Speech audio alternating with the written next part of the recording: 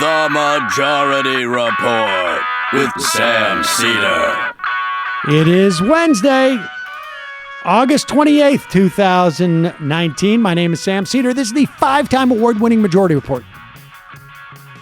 We are broadcasting live to tape steps from the industrially ravaged Gowanus Canal,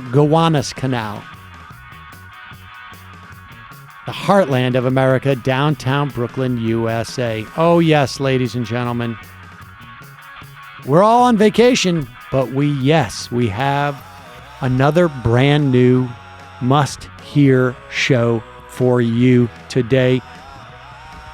Columbia Law professor Katharina Pistor, on her book, The Code of Capital, How the Law Creates Wealth and Inequality. Folks, this was one of those that were like right in my wheelhouse. This book essentially codifies the macro that I have been regurgitating for years now, that there is no free market, that the market is a function of society and laws. And as such, if you understand that, you begin to understand that the way that we structure the market, the way that we structure society through our laws, they are political choices. They're simply choices that we've made. There's no, we're not growing a peach tree. It's not like there's a way to do it properly, and if you do it wrong, it doesn't come out that way. That's not the way it works. We structure society. We do it through law. I don't know why I said a peach tree. I don't know why. I really don't. You mean God didn't set up the market for us? That's exactly right. But God does do the peach trees, although scientists do with the hybrids. I get it. Nevertheless, you're really going to enjoy this one. And for members, you're going to get a bonus. What's that bonus? Don't know. Deep archive pick from Brendan. I say to him, don't even tell me. Don't even tell me. Don't want to know. I want a surprise. I like the surprise. If you're not a member and you want access to that deep archive of the show in its first iteration on Air America, you can hear how badly I stuttered then relative to how badly I stutter now. I also, on the radio, I tend to speak a lot quicker. I don't know why. It was always a sense of like, I've got to get this out. We don't want dead air. We have commercial breaks and stuff too to hit. Commercial breaks to hit. You got to hit a post. There was this, I don't know what it is that makes me speak slower, but frankly, it's probably because I'm being more thoughtful on this show. I was a little glib on the radio show. Anyways, you can enjoy that if you're a member, and you can become a member. It's super easy. All you got to go is go to jointhemajorityreport.com and sign up to become a member. Pennies a day, dimes a day, nickels and dimes a day. Let's be honest, nickels and dimes. And you will have access to the fun half of the program, and you will support the free half where I interview people like Katharina Pistor, who is a law professor from Columbia on the Code of Capital, how the law creates wealth and inequality. You can listen to that in a moment. Before you do, I want to remind you, if you want the news of the day, sign up. Subscribe to the Majority Report on iTunes and Stitcher or wherever, Spotify, all for free. And in that feed, you will get the more AM Quickie, which is 5 minutes news brief of the news you need to know that morning. So check it out, AM Quickie. You'll find it on our stream. All right, quick break. When we come back, the Code of Capital with Katharina Pistor. Okay.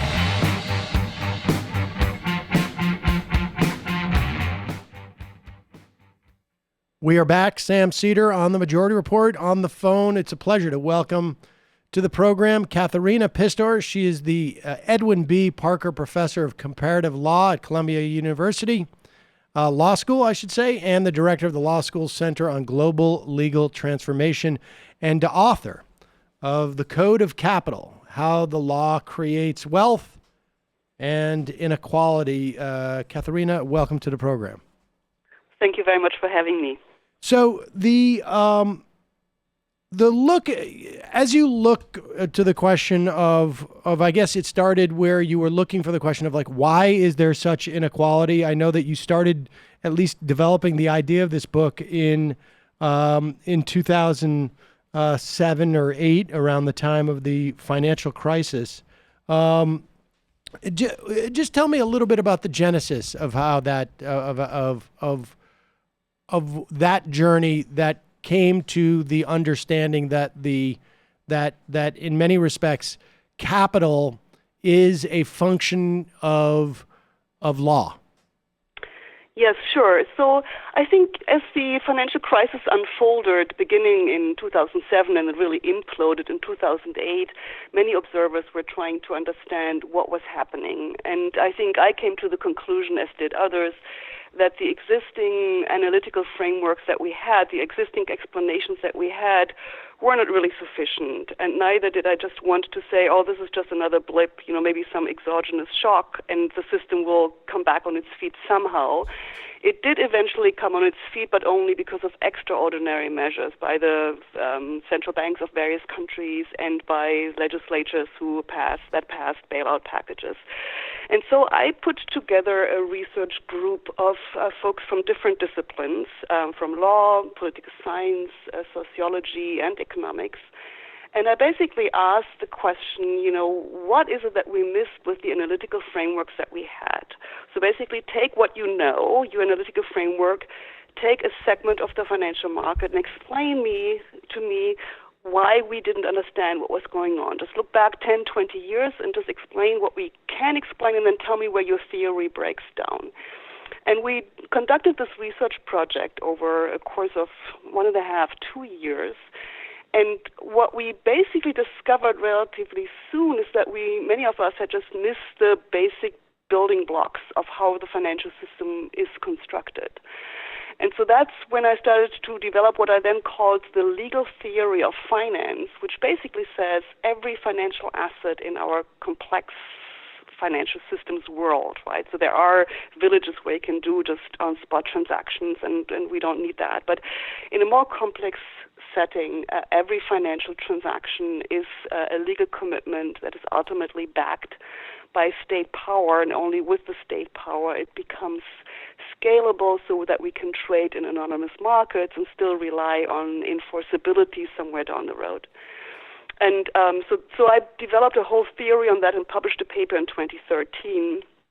And as I was thinking about what I had done, and we were sort of, marketing this paper and talking about this and developing new research projects, I just thought, the institutions that we identified, like contracts and property rights and corporate law and trust, the common law trust, and bankruptcy law, these are actually institutions that have been around for hundreds of years. And so I started to dig deeper. So, for the sake of, on some level, having been raised by lawyers myself, and a very brief, but probably I think you could characterize it as unsuccessful stint in law school many, many years ago, that concept seems, I feel like I was raised with that idea, maybe not so much specifically in terms of capital, but more broadly speaking. Just so that people get a sense of like the scope of the question, what could have been other answers to that question? What, like, from other disciplines, how would, assuming the other people on your team, like, how would they look at this if they weren't necessarily looking at it, if it didn't occur to them that the key to this is sort of the trajectory of law on some level? Yeah. So one framework that was very dominant and is still, I think, very much dominant in the economics literature is the rational actor framework. So people usually are rational, but maybe sometimes they're not rational, right? So they succumb to herd effects, and all of a sudden their behavior changes. So it's a behavioral explanation. And I think after the crisis, many economists switched from the assumption of a rational actor framework to a behavioral thing. So before that, they always believed that markets would exist outside legal frameworks, only that the law helps and supports market structures somehow, but not that law is essential to market structures. And so they had believed that just rational actors make certain contracts, didn't really fully explain contracts, and somehow markets would then, approximate some efficient outcome. And when this didn't happen, they basically said it has to be behavior, so it's psychology, and it's sort of the animal spirit and things like that. That would be one explanation. And I basically doubled down on the structures and said, just really, let's take a look at the financial instruments that we have created. Let's take a closer look at the credit default swap or the collateralized debt obligations or the asset-backed securities, and let's look at how people behave. And my answer to them is basically, you don't have to be irrational for everybody to try to enforce their contracts at the same time. And if all of them do this at the same time, actually, you will bring down the system. And let me just make one more comment. I find it interesting that you say, well, of course, duh, right? Of course, it's the law. Many practitioners with whom I'm speaking and have spoken since and also co-teach, they also say, of course, it's the law. I mean, that's what they are doing. But I'm basically arguing against a dominant framework in economics and also in law and economics, sort of the framing of these questions in the academy that I'm trying to question. Again, others have done this before me. I'm not that original, but I'm just trying to push against this again. Well, I mean, it's frankly, often I debate libertarians, and it's really on some level, it is a similar argument. This notion that because just to put a fine point on it. The idea is that many people start off with the notion that markets exist outside of the framework of law and society, and that law and society simply maybe fine-tune these markets, and so they don't have the ability to. When something goes wrong, it's not predetermined because the market can never be wrong. It's that operator error, I guess. Correct. Exogenous shock.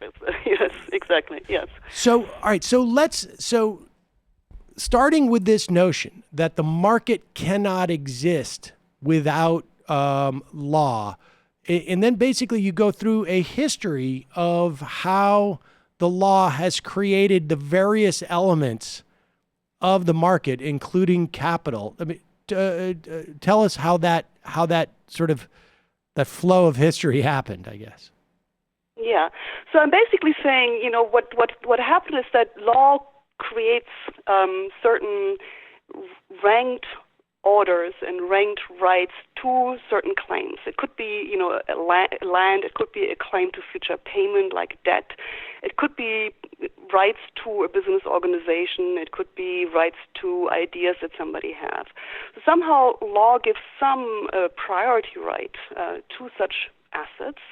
And sometimes even adds to the priority rights and says, well, not only do you have a better right than everybody else, but we also can add a little bit of durability, so we can protect your rights against the rest of the world for a little longer than other people can protect their rights.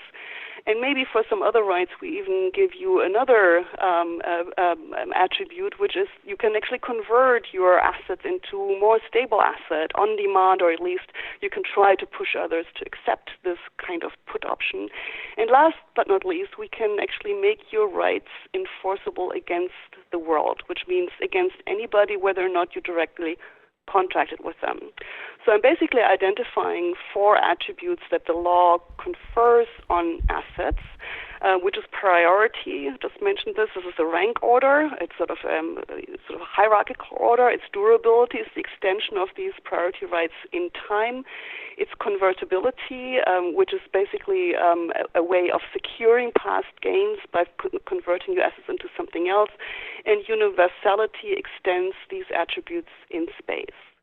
And this is basically has been done, and that was, I think, the most striking finding for me, starting from my work on the legal theory of finance and then going into history, is that the legal institutions have not changed much over the last 400 or 500 years. We're talking about contract law, property law, collateral law, corporate law, trust law, and bankruptcy law.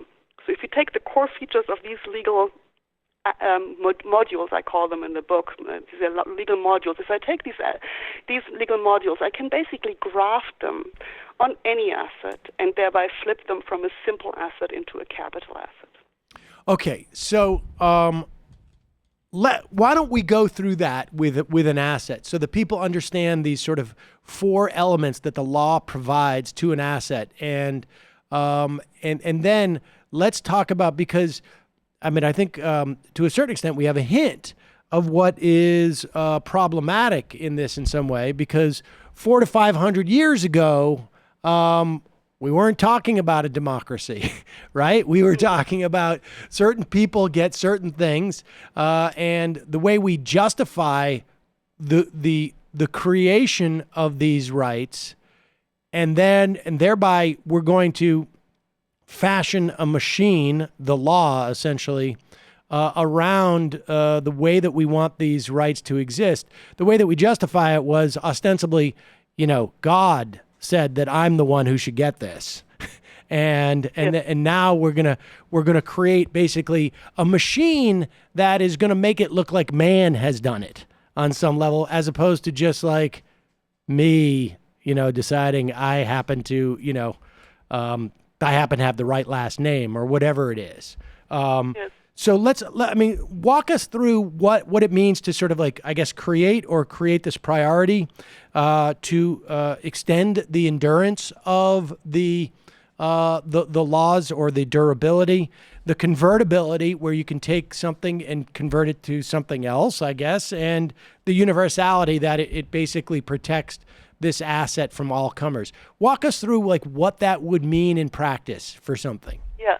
Let me just take the simplest assets of all of them, which is land. And I think most of the legal institutions, the legal modules I mentioned, were actually created in relationship to land. So, when did land is just a piece of dirt. Just if you just look out there, it could just be a field, with grass on it, or, some cows grazing. It's a piece of dirt, and it's not a property right yet, but it can become a property right.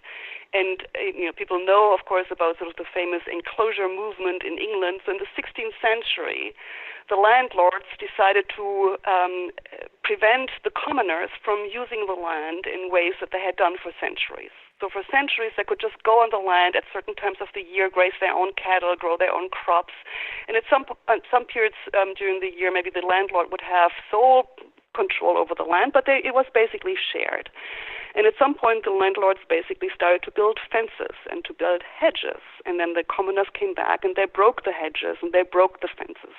At that time, it wasn't clear who would have the priority right. So they went to court. And the courts, it was really a battle in the courts that was fought both in the field and the courts for centuries, went back and forth in a number of cases. But in the long haul, the lords won. They had the better lawyers on their side. They made the better arguments. They ultimately, maybe the courts were more inclined to believe them than the commoners. And so they asserted that for centuries and centuries, lords had the priority rights, and therefore they could now use the land exclusively and disallow the commoners from grazing their cattle on the land. So you enclose the land, you create priority. Now the landlords go ahead and say, okay, wonderful, now we have priority rights, we can commercialize the use of the land, we can have sheep herds there, we can then use the wool and send it into the textile factories that were coming up, or we can grow cash crops or the like. For that they needed capital, so they took out loans and so indebted themselves and then gave a mortgage over the land to the creditors. Well, soon they found out, of course, if the creditors wanted to enforce against them, they can't pay, the creditors might take away their land. So they didn't like that, and they found a number of lawyers who said, actually, we have a solution to that. Rather than you being the individual owner of the land, we're creating something which we call the entail, which is very similar to the trust, which basically says, the land that you control is actually not your individual ownership, but it belongs to your family, including to your children and grandchildren. And so you have only temporary control over that, which also means that you cannot give the creditors more than a little slice in the pie. You can't give them the entire pie. So they basically invoked old legal doctrines and said a creditor, even a secured creditor, can have at most half of the land and never the family mansion. That's durability, right? The first enclosure was creating priority. Now we basically protect the owners against their creditors, which is creating durability. How do we create convertibility? Well, you can think about sort of basically monetizing the land, either by creating a collateral or a mortgage in it, or by selling it so you can sell it into cash and thereby secure the current nominal value of the land. Suppose there is a slump in land values. What you want to do is you want to sell it now to get the true value. You don't necessarily have a right against others to sell at a certain price unless you have created an option, or unless you have a state that might want to back you and buy the land from you in order to avoid a major slump in assets. And I discuss in the book a case in Prussia in the 18th century where something like that did happen. So you would have priority, durability, convertibility, and then universality is always sort of imbued sort of in the property rights definition already, which basically means a property right. Once we accept you and give you the rights of having priority rights, the law protects these rights against any trespassers. Anybody else who comes along might not have known about the right, but if you can show that you have title, even if you were not around, even if you did not build a fence, but we basically are socializing the cost of defending your property rights by saying the state, once you can show that you have title, the state will put its coercive powers behind protecting this title. So the idea is not that the landowners, the ultimate landowners, had the best argument. What if they had the best argument, right? In that first, what? It seems to me that I'm just trying to sort of project onto the conversation that I'm having with a libertarian in my head, which I do probably far more often than I should. And this libertarian says, well, look, the court just figured out what the reality was. Like it existed beforehand, that there's the best argument. Like, how is it that the law at that point, is it the structure of the law that determines whether the argument is most compelling in terms of who gets that property right? Is that it? Well, at the time, basically, the argument that they were making in court was to say that they had seniority, so that they had been there first, and because they were lords, they always had the better rights, and that this was always accepted. And that's one of the reasons they won. Another reason they won is because the courts basically denied the commoners standing in court very often by saying you can't defend yourselves collectively because you are not incorporated. You're not a real organization. So, we might take one of you, but we can't take you all together. And so they lost standing in a court proceeding. But let me come back to the seniority argument, because it's really interesting when you compare what happened in the 16th century with what happened later in North America or New Zealand and Australia and the settlers' colonies. Because when the settlers came and claimed land here, there was no doubt that they were not first. So the seniority argument did not work because the first people had lived there, right? The Indians or indigenous people that were here already. So they flipped the argument. And the argument that then basically won the case in the settlers' colonies was that we discovered the land and we improved it because we put our labor into the land and then improved it, and now it's ours. And so I think it's interesting to look at, which argument wins in different contexts. So there's an underlying power structure. I think that's what we're getting to. And of course, there's an underlying power structure which influences the way we frame legal issues. And with the right framing, you can basically transpose these priority rights and durability, universality rights on assets with the backing of a state that says, no, that is legal, and we will defend it, therefore, with our means of coercion. It's almost like, how can we determine what the outcome is going to be? Tell me what the parents of the judge did, and then I can tell you what argument's going to carry the day. Well, I can't really deny that completely. I mean, it sounds like almost too simplistic, but it's, I think when you look back into the 16th century and you ask yourself, so who are the judges? Where did they come from? Or who are the lawyers that are making these cases? So the lawyers are very often second or third born sons of wealthy families that didn't get the property and then became service providers, doctors or lawyers. And the people who went into court are similar. So they typically come from literate, gentrified elites, right? It's not that the commoners produce all that many offsprings that become judges at the time. So there's a cultural affinity at the very least, and you can of course say that's kind of a class issue that plays into these structures. Yes. And we should say, like, what are the implications? So if in England, and I imagine throughout Europe, but if in England, the essentially the remnants of feudalism, right, carried the day, right? Because I'm a duke or I'm a lord, and nobody's electing you the lord at that point, right? It's simply some type of aristocratic largesse, I guess.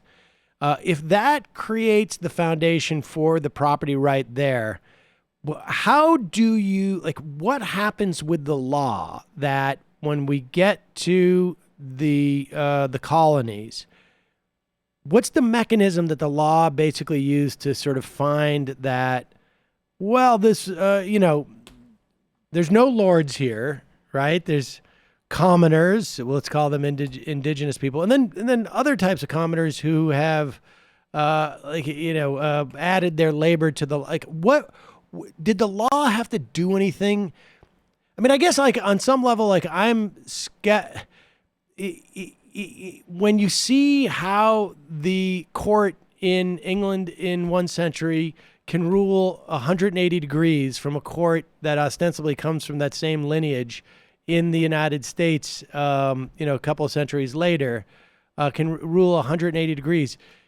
Is there a transformation in the law, or is it just simply like, we have the ability to reverse engineer this stuff? Well, I think it's I think it's both. I think on the one hand, in order to have to create the authority of the law, to sustain the authority of the law and its legitimacy, there's always a very strong attempt made to show continuity and consistency with what the law has always done, right? And so basically, what the law does, it creates legitimacy that to cover basically a major transformation and reallocation of property rights in different contexts. And the specific arguments that are used in the law can flip. So you can say that is reverse engineering, and I think the lawyers, however, will try sort of to make it somehow fit, and they use analogy, exploit incompleteness of law to do so.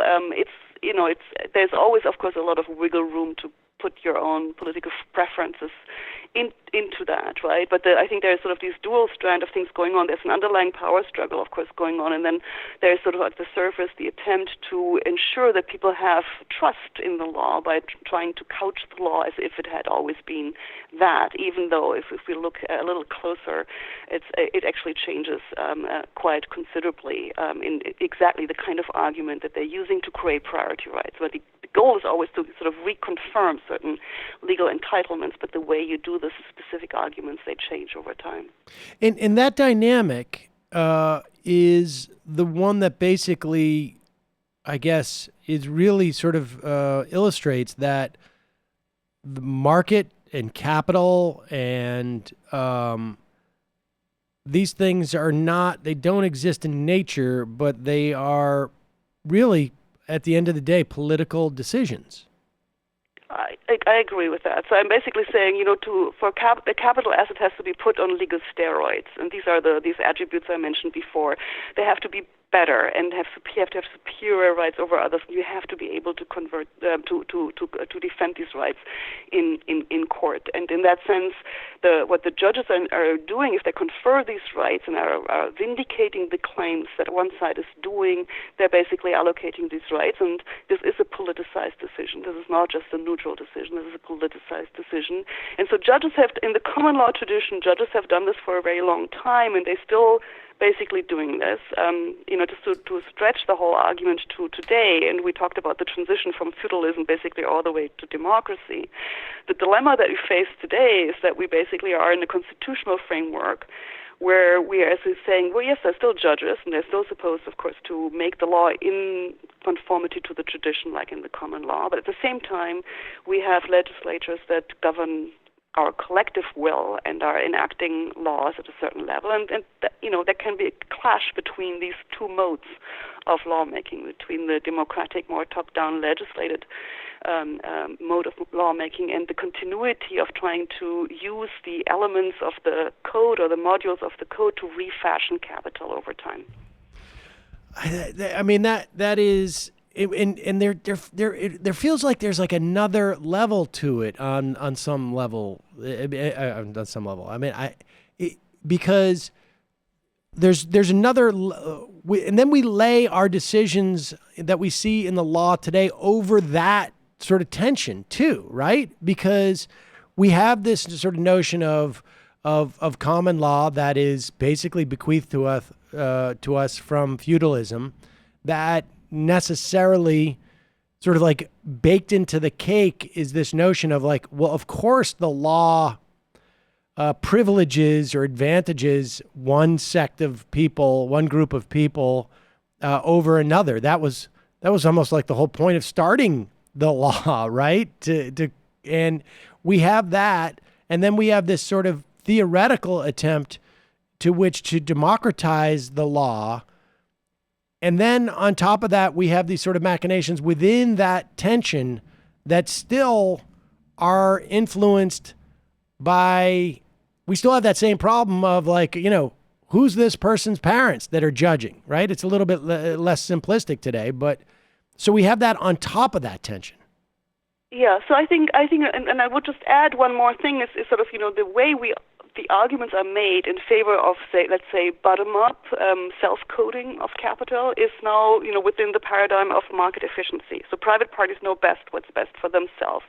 So they should be in the driver's seat when they code, basically, their own assets, whether they can decide where to incorporate their company or whether they want to fashion a particular complex security. They know best how to do that. And so we have, we're leaving a lot of private autonomy to private parties without second guessing by the state, even if there is a dispute, because we're saying that's basically something where we've carved out the sphere of autonomy. So we're, of course, we're framing this very differently today. We're basically saying that is the market, right? So there are people who are negotiating, and yes, they have different bargaining power, but they got to that because they probably have better skills, or we're just smarter at doing that. So I think we're really downplaying sort of the feudalistic past or the family relationships, and we're basically explaining the distribution of assets and the manner by which this is happening as a natural market phenomena, which in fact it is not, and according to my argument cannot be, because the market alone can't prioritize these rights that have to be enforced in order to give some really superior right that is universally enforceable against the world. I had a debate with a professor of economics who was a libertarian, and we had that exact same moment where I said, how are we going to resolve who owns this piece of property? And ultimately he said his court and my court would meet and negotiate out in a third court that would figure it out, I guess. And that doesn't happen, right? That doesn't really happen. There's typically only one court, and maybe we can then dispute it up and go all the way to... No, this is his fantasy world. I was saying, like, I don't understand how this is supposed to work out in the... and that is ultimately the dilemma, is that in this sort of notion of a market that exists in the wild, there is no way to prioritize other than my army's bigger than your army. Yeah, I think that's correct. And so... And army, of course, we're talking about the legal coding rather than the physical army, right? Well, I mean, presumably, right? The enclosure movement, right? I mean, that's what it would have been like on some level. Yeah, but I think the beauty of it, I mean, and of course, slightly cynically, the beauty of that is that you can do this in law in rather peaceful manners. I don't want to overstate the case, because the enclosure was physical; they fought in the fields, but ultimately the battle was lost or won, depending on which side you're on, in the courts, right? So once you basically transform these social structures or social battles into legal battles. and thereby you make them more peaceful. I don't want to overstate this particular case because there was also the Black Act that imposed capital punishment on the commoners who would trespass the land, so it wasn't quite that peaceful.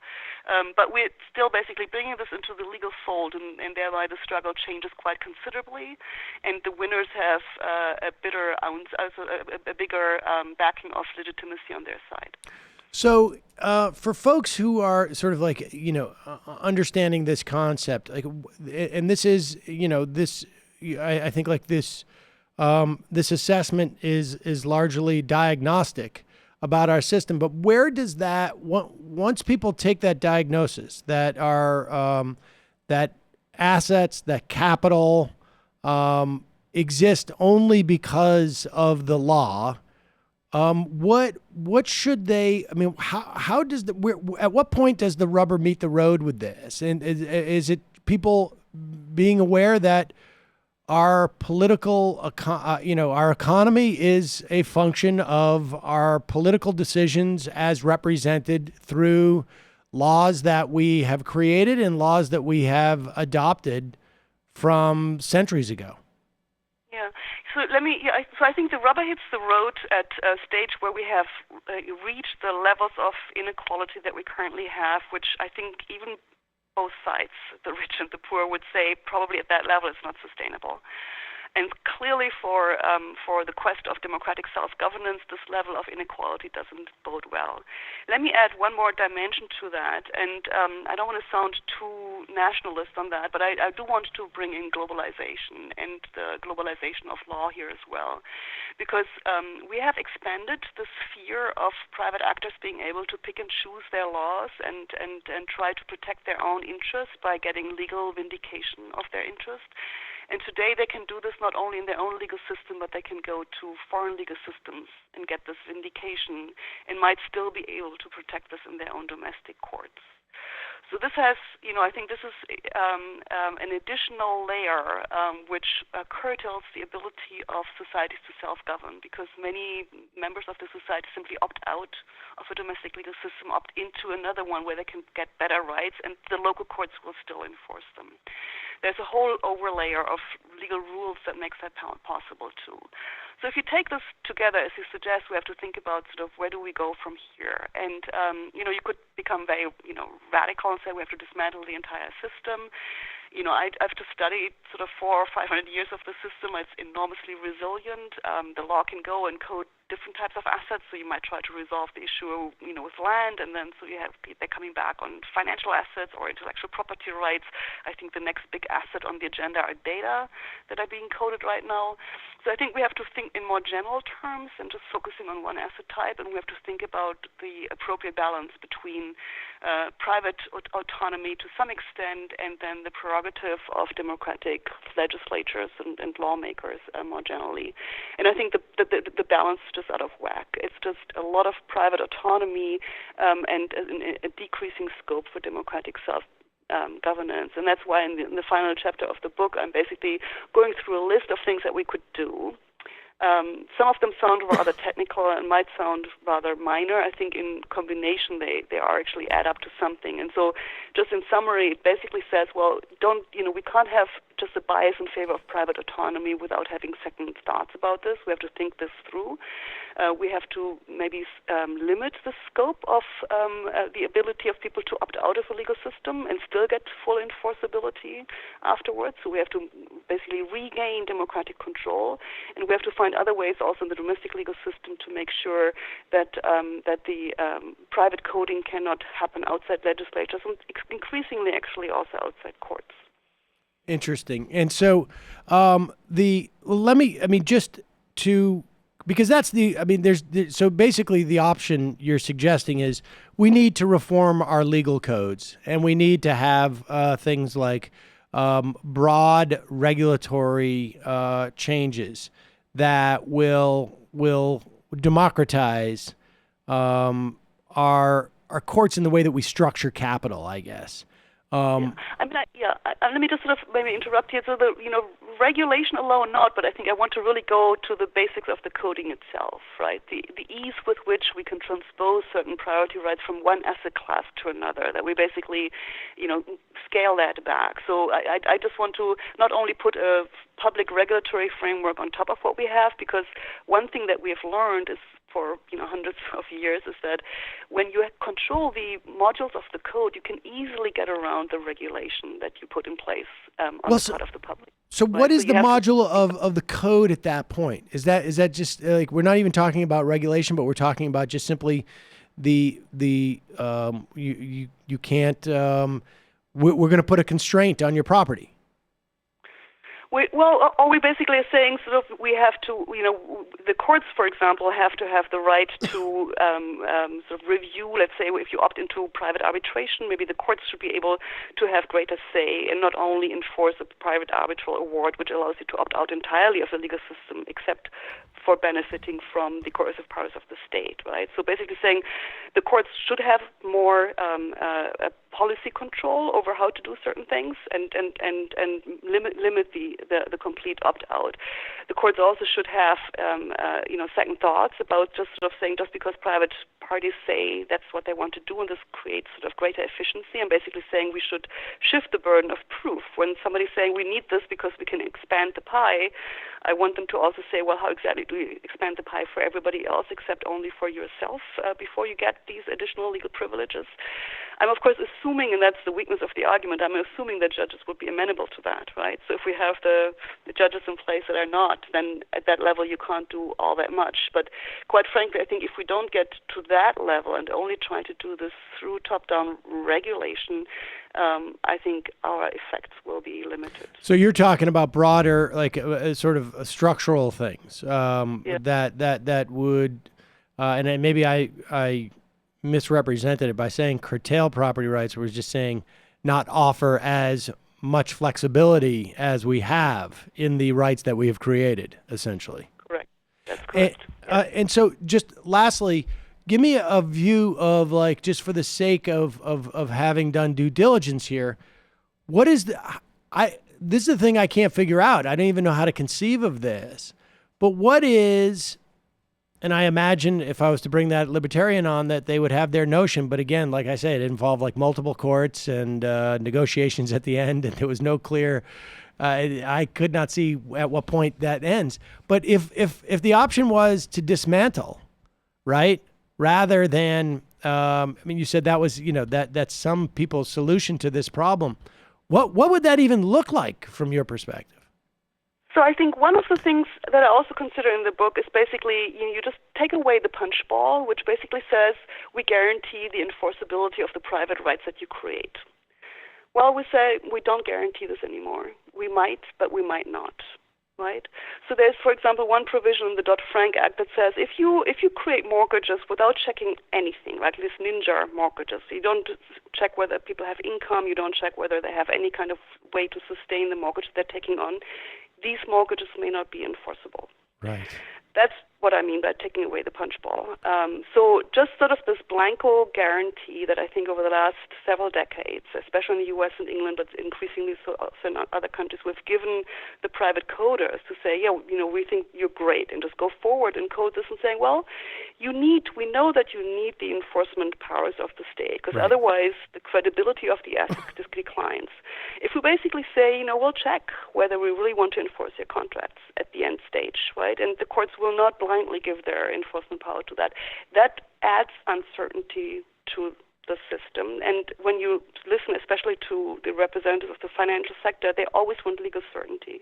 They want nothing more than legal certainty. And what they mean, ideally, of course, something that benefits them, but they would even do something that has some cost as long as they can completely sort of nail it and know what legal certainty is. And I think if we want to have the upper hand in that, we have to actually throw a couple of tripwires into the system and say, no, you just can't bank on that. We might have other considerations further down the road. Is that, and what's problematic with that? Because it's basically what you're saying is like, hey, if you're going to, to use the property, the land analogy, it's like, fine. You want to build an explosive factory on your property? That's fine. But guess what? We're not sending the police there if trespassers come. That's going to increase the sort of risk, I guess, associated with that project. And they may say, "Oh, yeah, forget it. We won't build that." I mean, that's the Dodd-Frank provision, essentially, right? Like, what's wrong with basically? Well, I think people would say this is horrible because we want to have legal certainty. On the other hand, I would say even economists would say the idea of property rights was that people would internalize the cost of using an asset. And the internalization of cost also means sort of the cost of pollution, for example, or the cost of the broader social cost. And I think we've basically thrown that argument out of the window and have said, well, we just think that property rights as such are great, so you can take whatever you want, and we don't care about the externalization. I'm basically saying, let's remind you that you have to internalize yourself. So just, factor in that there might be costs down the road in trying to enforce what you have, because we will not blindly just put the coercive powers of the state behind your assets. Right. It's fascinating stuff. The Code of Capital, how the law creates wealth and inequality. Katharina Pistor, we will put a link to the book at majority.fm. Thank you so much for your time today. I really appreciate it. Thank you so much for having me. I appreciate it as well. Take care. It might take all the strength I got to get to where I want, but I know somehow I'm gonna get there. I wasn't looking when I just got caught between the truth and the light bulb. But finding out won't make me feel any better. Yeah, I know the clock is ticking, but the meds are gonna kick in, and my pilot light shining bright. I get somewhere the choice was made, for the option where you don't get paid, for the road that bends before it finally breaks you.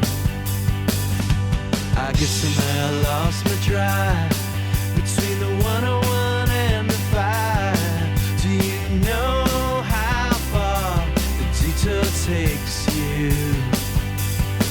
Yeah, I know the clock is ticking, but the meds are gonna kick in, and my pilot light shining bright.